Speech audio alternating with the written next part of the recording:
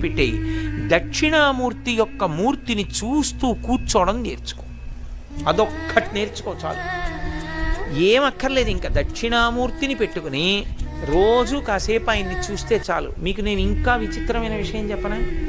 సంటి పిల్లలు కొంచెం కొంచెం పెరిగి పెద్దవాళ్ళు అవుతున్నప్పుడు ఇంట్లో అందమైన దక్షిణామూర్తి విగ్రహం ఉండి, విగ్రహం అంటే ఫోటో కనీసం ఉండి, పిల్లలు కాసేపు దాని వంక చూడడం అలవాటైతే మీరు చూడండి, నేను యథార్థం చెప్తున్న, పెద్దలు నిర్ణయం చేసింది, వాళ్ళు కళ్ళు తిప్పి ఆడుకుంటూ ఆడుకుంటూ పాకడం కూర్చోవడం వచ్చినప్పుడు చూసినప్పుడు వాళ్ళు నిశ్చలంగా కాసేపు ఇలా దక్షిణామూర్తి వంకే చూస్తారు.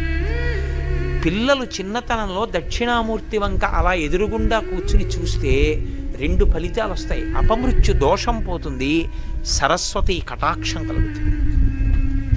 అందుకే అసలు ఇంట దక్షిణామూర్తి ఫోటో లేని ఇల్లు ఉండరాదు.